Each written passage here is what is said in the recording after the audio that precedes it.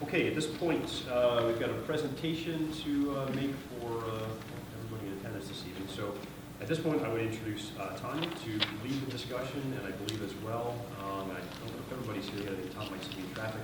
Mr. Weissnick, I think, is here. Thank you. Tom Inch, who I believe is stuck in traffic, and Josh Parrish. This presentation is obviously about the DeHart Watershed property conservation easement. For the folks that are here from the public with respect to this particular item, we obviously will open this up for questions after the presentation, but we also ask, and I think they're available at the back of the room, if you would please help us with just writing out any questions or comments that you may have so we can collect those as well at the end of the meeting to include with our information on this project. So thanks to everyone who is here for this. We really appreciate your engagement and involvement, and with that, I'll turn it over to Tanya. Thank you, Mark, and I'll just say thank you again if you're here for this matter in particular. I intend to be brief and maybe answer some questions, provide a little bit of insight, but we're here more than anything because we'd like some public comment and feedback on what we're proposing here tonight. So just a little bit of orientation. The DeHart Dam and Reservoir is the city of Harrisburg and some of the surrounding communities' primary drinking water source. This is located about 25 miles northeast of the city of Harrisburg in Clark's Valley, aptly named after Clark's Creek, which is a high-quality cold water fishery, which really just means it has great water quality. And in the late 1930s, early 1940s, this facility was constructed. It's due to an earthen dam, which has since dammed 6 billion gallons of water and has created a 5-mile-long reservoir. Capital Region Water owns just over 8,200 acres, and of the larger watershed, all but about 5% of that is forested. Our neighbors, our direct neighbors are largely the Pennsylvania Game Commission, State Game Lands 210 and 211, and about 5%, like I said, is privately held with some low residency development. And this is a map of where we're talking about. If you sort of look down here at the Dauphin County map, you can see where the city of Harrisburg is and where this water source is. So it's not something we see on a daily basis, but we're certainly drinking it on a daily basis. The property that we have is comprised about 30 parcels, and you can see that light tan color is the state game lands. And then towards the bottom of the screen is not our direct neighbor, but a nearby neighbor, Fort Indian Town Gap. And that is really critical because Fort Indian Town Gap is a significant player in what we are proposing. Capital Region Water has received a proposal from the Ward Burton Wildlife Foundation in mid-February to put a conservation easement on our property. Some of you may recall at one time we were considering a land sale on a smaller portion of the property, just under 400 acres, all the way at the northeastern edge of the property. And in many ways, the proposal we're considering now is an evolution of that. Whereas before we were considering an outright sale, we're now considering a conservation easement. So we would have access to Army Compatible Use Buffer Funds, or ACUB funds, which is a pocket of money that only the National Guard and the military has access to, but it's to protect against incompatible uses near military installations. The military often recognizes that they are not an ideal neighbor. They are noisy, or in particular, they are accustomed to nuisance complaints, but they'd rather not make that even worse. And so they look at fee simple sales, conservation easement, deed restrictions to guard against even increasing development or incompatible uses near military installations. So those funds would help to finance this larger proposal. I'll get into the finances in a bit. But the military does not deal directly with landowners and neighbors, and so that's the role of the Ward Burton Wildlife Foundation. And our other partner is the Nature Conservancy, and I'm going to let these folks say a little bit more about themselves. But in short, the proposal would grant a conservation easement on the entirety of Capital Region waters property in perpetuity, largely limiting developments. Conservation easement is a legally binding and enforceable document that limits property uses. And when you came in tonight, there were a few handouts. You'll see a summary of exactly what those rights that we intend to extinguish or forgo are and what we intend to hold on to.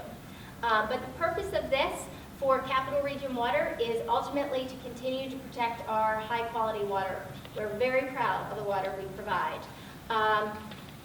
For the military, it's to help protect their military mission, and for the Nature Conservancy, it's additional conservation value. So before we get into more specifics, we're going to sort of talk a little bit about who's here. And Tom is stuck in traffic, so I'm going to do my best here. Josh will help me out, and Mr. Weisnick from Fort Indian Town Gap can also help us. But I said a little bit about what the Army Compatible Use Buffer Funds are. Fort Indian Town Gap is the second busiest heliport in the nation. If you live in Clarks Valley or you spend time out there, you're very familiar with helicopter traffic, airplane traffic. It's busy. And these funds will help to ensure, again, more of those nuisance complaints aren't there, but also that they have the night skies that we have in Clarks Valley for nighttime flying. So you'll see in the easement there's restrictions on lighting, sodium vapor lights in particular, again for night vision training. And some restrictions on structure height, for example, wind generation, windmills, that right would be extinguished so that there isn't interference with their air traffic. Josh, you want to say anything else here? No, good job. I think I sort of summarized this already, but a little bit more about ACUP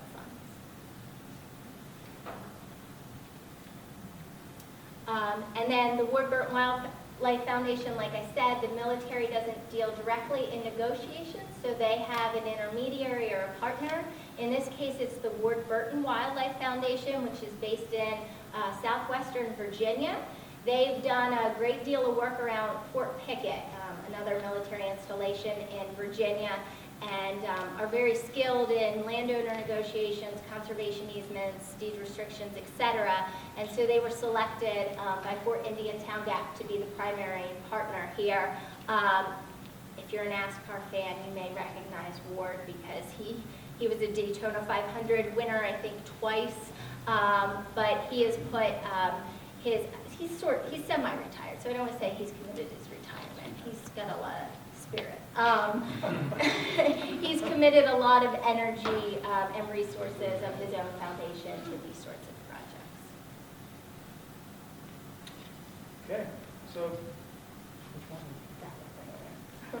So hello everyone, I'm Josh Parrish with the Nature Conservancy. I direct the Nature Conservancy's Working Woodlands Program, which is a program across North America to kind of protect forests, to sustainably manage forests, and help landowners get into potentially other revenue streams through ecosystem services. And I just first want to thank Capital Region Water's board and staff and everyone for being here today to talk about this, to learn about it, and hopefully leave here today with positive feelings about the project and about how everybody here can mutually benefit.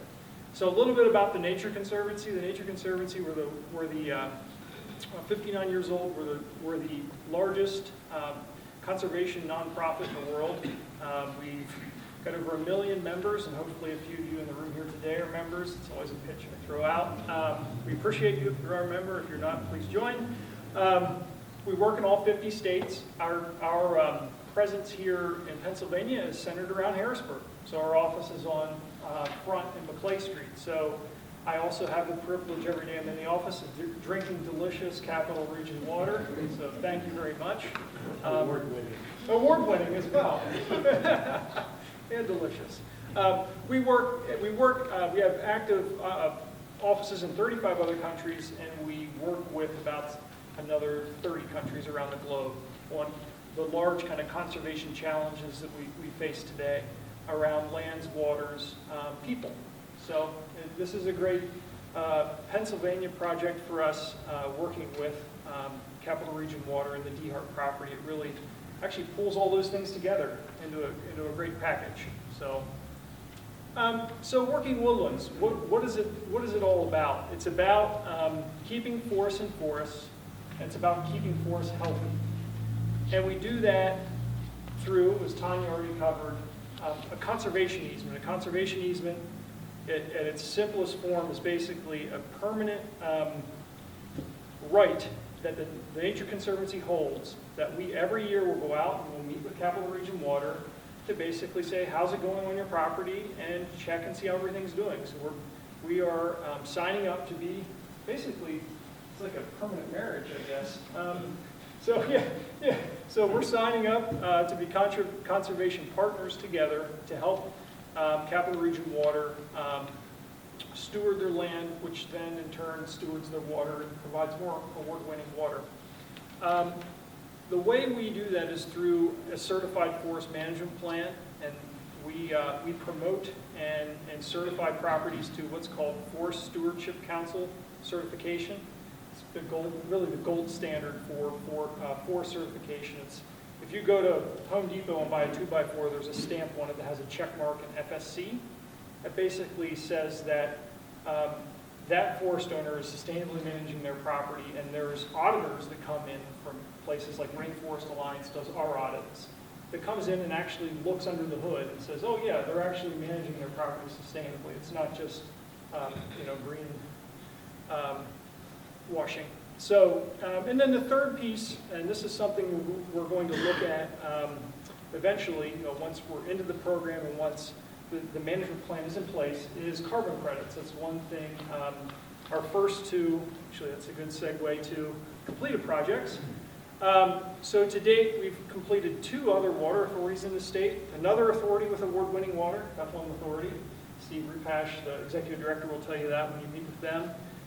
They're also blessed with a large 22,000-acre property. They were our first, and they're in with an easement with FSC certification. They've been in for roughly, oh my gosh, 5 years now. Time flies. And they're generating carbon credit revenue as well. And then in 2012, I think it was Lock Haven City Authority joined, which is, I think, a good. It looks a lot like Capital Region Water, where it's ridge and valley. The topography looks the same. It's really a great property as well. They joined in 2012, and they are now completely enrolled in the program, and this is their second year for generating also carbon credit revenues, but they're in with a conservation easement and FSC certification. And then, do you want me to cover this? Yeah, just briefly, Yeah. and then we'll get into easement Yeah. specifics. So I think when I back out and I think about kind of what the project outcomes of all of this comes together, and we all feel good about the end product where everybody's going to mutually benefit. Is, Capital Region Water they own the land. They just have a conservation partner to basically work with. And they still maintain that land and water resource, which is critical to the city and surrounding areas. They have a partner in sustainable forest management. Forest management's getting no easier in the 21st century with diseases, pests, pathogens, climate change through accelerated. As I'm outside today, it was 70-some degrees, and I see it's supposed to be like 75 tomorrow. So wonderful, but it's certainly stressful on systems, natural systems. The big thing is extinguishment of development rights via the conservation easement. And you hear Tanya and others say limited development. The limited development is restricted to the things that Capital Region Water needs to do in order to provide the water that you need in the city and surrounding areas. That's really what the retention is obviously Capital Region Water has to maintain all of the rights and controls in order to do what they do day in, day out. And that's absolutely critical in the conservation easement, and we've done that with our other 2 projects, with Bethlehem Authority and with Lock Haven City Authority. When they joined, the water's still flowing and the water's still in great shape. And then the last thing is, I think for me personally, growing up just west of here in the Ridge and Valley in Perry County, and now working in Harrisburg, for me, this is the most exciting part personally, is just the long-term partnership we can have with Capital Region Water. So, Okay. So we talked a little bit about the concept of the proposal, but the conservation easement itself is the biggie. And as Josh said, Capital Region Water would grant that. So we would extinguish certain rights to the Nature Conservancy, and they would have the authority to enforce them if we somehow didn't comply. The Army would be named as a third-party beneficiary. So if both Josh and I were in cahoots and we tried to build homes or dump or whatever we might decide to do, then the Army could come in and also enforce the terms of that conservation easement. So in short, we would forego our right for further construction. Again, anything relating to supply, maintenance, production, treatment of water, anything necessary for Capital Region Water to continue supplying water is explicitly exempted. So there's exemptions, although I'm saying these are expressly extinguished, there are many exemptions for water treatment and supply within here. Yeah, except for utility poles. Again, this talks to the need for the continued dark skies in Clarks Valley, ditching, draining, mining, road building, disturbance of vegetation, application of pesticide or biocides, storage, dumping of waste materials. You can see a lot of these things are already in Capital Region Water's best interest not to do. We don't do them, but this would provide some additional enforcement power in perpetuity past this board. No pollution, degradation of surface waters, no motorized recreation. We would extinguish all of our resource and mineral extraction rights. Public comment on this project just opened Monday, but a big question we have is what about natural gas extraction? We would not be permitted to do so. And then, of course, subdivision of property and wind generation, which I touched on previously. There's also within conservation easement language rights expressly authorized that Capital Region Water will continue to have. And again, first one is probably the most important. Without limitation, we keep doing what we do. We remain the owners and controllers of the property. We can undertake things that may not be explicitly mentioned. Of course, there's a process to that, and we want to be good partners. If we were to sell the property, the easement would be carried with the property sale. We would, under the easement, be required to have a forest management plan in place. We already have that drafting underway. We've been working with a consulting forester and expect an updated FSC compliant. We won't know if we're compliant until we put it to the audit, I suppose. But we are having that plan drafted to FSC specifications for a forest management plan. That'll be due this summer. And then we're required to have an updated plan and adhere to that plan and work with the Nature Conservancy to harvest under that plan or take care of invasives under that plan, really in accordance to what's in that plan. We can mine sand, gravel rock for property improvement, so if there's something that we want to do on site with our own resources. We will still control public access. Again, public comment opened on Monday. This was another one. Can I still fish in Clarks Creek? As long as you are outside of the restricted zones, which are marked on our property, yes. We are still under a cooperative game agreement with the Game Commission as well. Operation of motor vehicles for our purposes, and then other renewable energy possibilities that the future may hold, and then title to all environmental benefits, and this speaks to the carbon credits that Josh spoke to. And then what are the rights of the Army and as a third-party beneficiary? It's largely enforcement and monitoring, and to ensure that property is managed consistent with the easement. The right of entry has come up a few times. That will be requested and approved through Capital Region Water, but I do hope if we move forward, we get to a point where this is very collaborative and how the the forest resources would be managed. And then, of course, everybody's burning question, the finances. So, as Josh said, 2 previous water authorities have entered into the Working Woodland Program. They both did a donated conservation easement. So they donated property interest. There was not, other than, of course, the responsible forest management, carbon credits, there wasn't an easement value associated with that. Because Fort Indian Town Gap is our nearby neighbor, and because of ACUB funding, they are willing to pay us a per acreage price. And based on a property appraisal, that is $1,125 per acre.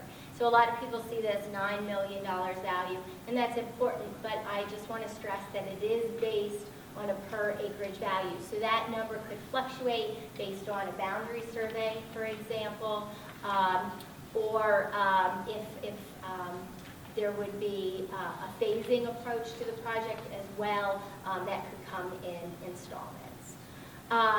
So we've also considered our internal expenses related to this, not staff time, but other project expenses, and then a conservation contribution. And this is a payment that comes through the ACUB program, and it comes to Capital Region Water on top of the per acreage amount, but it's expected to be contributed back to our partners so that they can offset some of their own costs. And that's probably, and Josh, correct me, just some of these project acquisition related costs.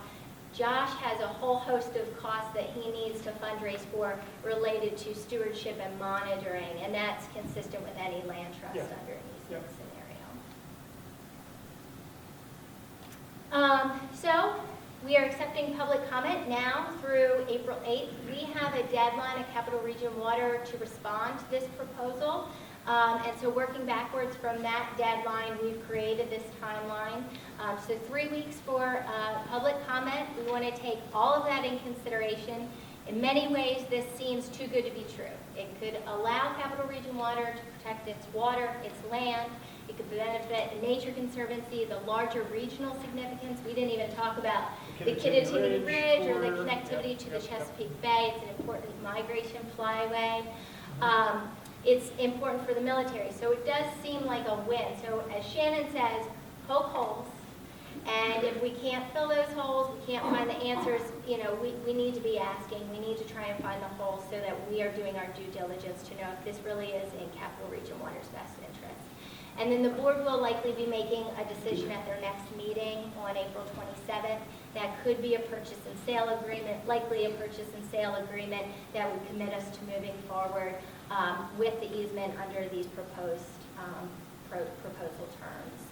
And then there's a host of other due diligence steps that are necessary. I mentioned the boundary survey, an environmental assessment of the property, title research, a baseline documentation report assesses sort of the current conditions of the property, and that actually influences the easement as well. A lot of revisions to the not a lot of revisions, but revisions to the conservation easements and back and forth between all the partners so that the language is agreed upon. The completion of the forest management plan.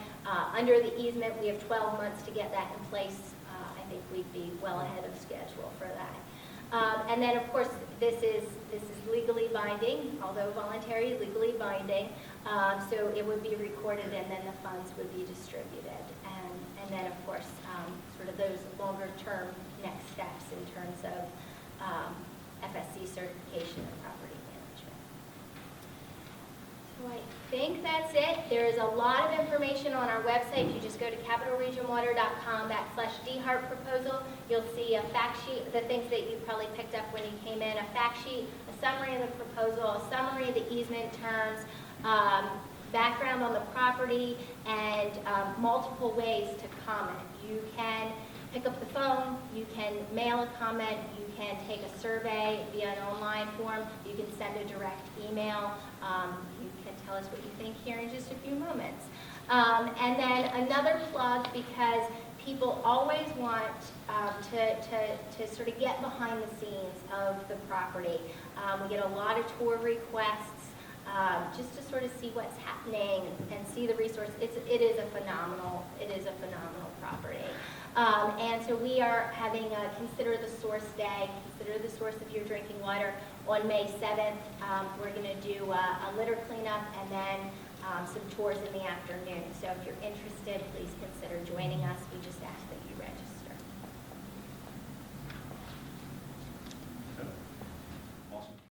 I want to just introduce myself because I will be here after the meeting, and if anybody has a question, I'm with the Ward Burton Wildlife Foundation. I'm the one with the accent, so you can find me after the meeting. But so we're the managing partner for ACUB, and we're the primary partner with Fort Indiantown Gap. And I'm not sure if I'll introduce Mr. Dave Wozniak, but he is the deputy director of Fort Indiantown Gap. So if there's any military questions, you can ask him, and any ACUB questions, you can ask me. And of course, Josh is the expert with conservation easements, and Tanya's sustainability. So as a team, we feel that we can either know the answers or find the answers. And as Josh said, if this is a possible marriage, we would probably be the minister, because we're managing and we are providing the diary on top of that. So that's very, very unlikely for the minister to do. But anyway, but we manage the funds from the Army through the Army Compatible Use Buffer, and it is a great opportunity. And we have worked with ACUB for many years down in Virginia, and now with Fort Indiantown Gap. So please ask me right after the meeting, or any time you can call me or email me about ACUB. Thank you. Does any of this address air rates? For example, a big issue nowadays involves drones. Does this prohibit the flight of unmanned craft above these acres? Or is that a Fort Indiantown Gap issue, a security issue? That's right now, to fly a drone outside of what they call restricted airspace, you have to get what's called a continuity of operations agreement with the FAA. And the current policy right now is those drones are only flown over Fort Indiantown Gap proper. The military operations areas, which are helicopters, fast movers, flyover, that airspace technically extends over the Clarks Valley right now. So when you put a buffer or an easement on something, those rights stop at a certain elevation above the ground. So no, this is over what's on the ground per se, if you can understand that. So if a private person had a drone that can't fly over this land? If a private person has a drone, technically they would be within 4 miles of an airfield, which is Muir Army Airfield. Legally, they could not fly that drone within that 4-mile radius. If somebody has a drone, say, outside of that mile radius, they can fly it as anybody can, considering it a model aircraft. And that requires the pilot to be able to see it. It requires the drone to be licensed with the FAA, and it requires, they just changed the law on this, so it requires a line of sight to the actual model aircraft, where the drones that we fly are controlled by computers and over a radar screen. And does that have no impact on carbon emission? I have a follow-up question on the flight, maybe not question, but if you can expand on the no-fly zone. What are the access issues for non-military, for the helicopters and for the jets that come in? I think they come in from New Jersey maybe. Are there certain restrictions? Yes, ma'am, they have flight restrictions and hard floors, and actually over the DeHart parcel or the Clarks Valley, they have a hard floor of, correct me if I'm wrong, I can get the exact number, but it's about 1,500 feet above the floor. Most of the helicopters that fly are flying over 500 feet AGL, so. And that's current existing airspace that's already designated by the FAA Are there currently. any current restrictions about flying over the water itself? No, ma'am, as long as they are within no closer than 500 feet, so. All right. Well, thanks to staff and our partners and consultants on getting us to this point, and to the public, thank you very much for being here this evening, and certainly look forward to your comments.